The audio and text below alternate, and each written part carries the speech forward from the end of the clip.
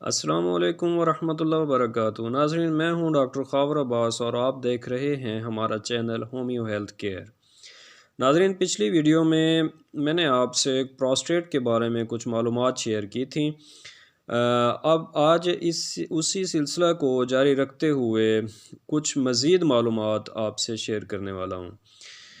اس میں یہ کہ پروسٹیٹ کا بڑا ہو جانا کیا ہے، پروسٹیٹائٹس کیا ہے اور پروسٹیٹ کینسر کیا ہے۔ تو آئیے چلتے ہیں موضوع کی طرف۔ پروسٹیٹ کا بڑا ہو جانا کیا ہے؟ جوں جوں عمر بڑھتی ہے پروسٹیٹ بھی ساتھ ساتھ بڑھتا ہے۔ یہ غدود ہوتا ہے جو کہ میں نے اس کے بارے میں مکمل معلومات سابقہ ویڈیو میں دی تھی۔ یہ مرض جو ہے، پروسٹیٹ کا مرض جو ہے وہ 50 سال سے زیادہ کے مردوں میں یا 50 سال کے لگ بھگ کی عمر کے مردوں میں لاحق ہوتا ہے۔ عام طور پر یہی دیکھنے میں آیا ہے۔ اور جب اس قسم کی کوئی علامات پیدا ہو جاتی ہیں اور اگر آپ ایک ڈاکٹر کے پاس چیک اپ کروانے کے لیے جاتے ہیں، تو جب ڈاکٹر آپ سے کہے کہ بھئی آپ کو بی پی ای یعنی بینائن پروسٹیٹک انلارجمنٹ ہے یا بی پی ایچ بینائن پروسٹیٹک ہائپرپلیزیا ہے، تو یہ پروسٹیٹ کا بڑا ہو جانا ہے۔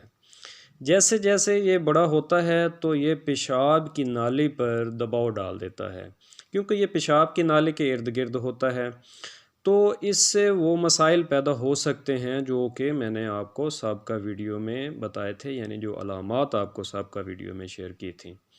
تو یہ پروسٹیٹ کا بڑا ہو جانا ہے۔ اب پروسٹیٹائٹس کیا ہے؟ پروسٹیٹائٹس میں پروسٹیٹ جو ہے وہ اس میں انفیکشن یا سوجن وغیرہ پیدا ہو جاتی ہے، تو اسے پروسٹیٹائٹس کہتے ہیں۔ یہ کسی بھی عمر کے مرد کو ہو سکتی ہے۔ اس کی علامات مختلف ہو سکتی ہیں۔ پروسٹیٹائٹس کی شدید حالت میں آپ کے جسم کا درجہ حرارت بھی بڑھ سکتا ہے اور آپ کو جو پسینہ ہے وہ بھی زیادہ آ سکتا ہے۔ اس کے علاوہ وہی علامات پیدا ہو سکتی ہیں جو سابقہ ویڈیو میں نے آپ سے شیئر کی تھیں۔ تو ایسی صورت میں آرام کرنا اور زیادہ پانی پینا بھی مفید ہو سکتا ہے اور ڈاکٹر سے رجوع کریں تاکہ اس کا بر وقت علاج کیا جا سکے۔ اور پروسٹیٹ کینسر کیا چیز ہے؟ پروسٹیٹ غدود میں جب کوئی گلٹی وغیرہ بن جاتی ہے تو اس وقت پروسٹیٹ میں کینسر کی ایک ابتدا شروع ہو جاتی ہے۔ تو پروسٹیٹ کینسر ہو سکتا ہے اگر پروسٹیٹ غدود میں کوئی گلٹی وغیرہ بن جائے۔ بعض اوقات یہ بہت آہستہ آہستہ کینسر جو ہے وہ بہت آہستہ آہستہ بڑھتا ہے اور بعض اوقات یہ بہت تیزی سے بڑھ جاتا ہے، اور جس طرح یہ آہستہ آہستہ بڑھتا ہے اسی طرح بعض اوقات اس کے جو مسائل ہیں، جو نقصانات ہیں صحت پہ، وہ بھی آہستہ آہستہ ہی رونما ہوتے ہیں، جو بظاہر ان کو سمجھنے میں ذرا دقت پیش آتی ہے۔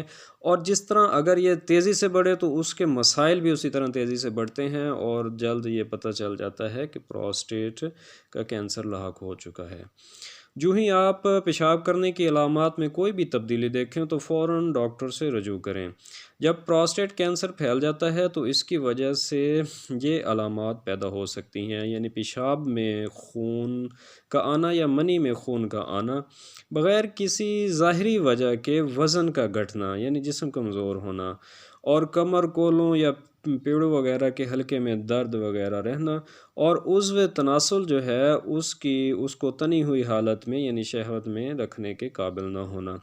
یہ علامات اکثر دیگر وجوہات سے بھی پیدا ہو سکتی ہیں، اس لیے آپ کو چاہیے کہ اگر کوئی اس قسم کی علامت ظاہر ہو تو فوراً ڈاکٹر سے رجوع کریں، اپنے ٹیسٹس کروائیں اور اس طرح کے جو ڈاکٹر ڈائگنوز جو چیزیں آپ کو کہے اس پر عمل کریں۔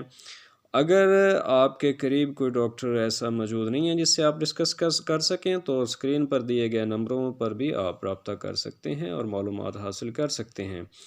تو ناظرین، اگر ویڈیو ہماری اچھی لگی ہو تو اس کو زیادہ سے زیادہ دوستوں تک شیئر کیجئے اور ہمارے چینل کو بھی لازمی سبسکرائب کریں اور بیل آئیکن بھی لازمی دبائیں۔ تو اگلی ویڈیو تک میں اجازت چاہوں گا. اگلی ویڈیو میں ہم آپ کو پراسٹیٹ کے مختلف ممکنہ علاج بتائیں گے کہ پراسٹیٹ کینسر سے یا پراسٹیٹائٹس سے یا پراسٹیٹ کا بڑھنا جو ہے اس کے کیا کیا علاج بغیر آپریشن کے ہو سکتے ہیں. تو اگلی ویڈیو تک ناظرین انتظار کیجئے گا اور اس ویڈیو کو لائک اور شیئر ضرور کیجئے گا. تب تک کے لیے اجازت چاہوں گا. ڈاکٹر خاور عباس، ثبات ہومیوپیتھک. اللہ حافظ.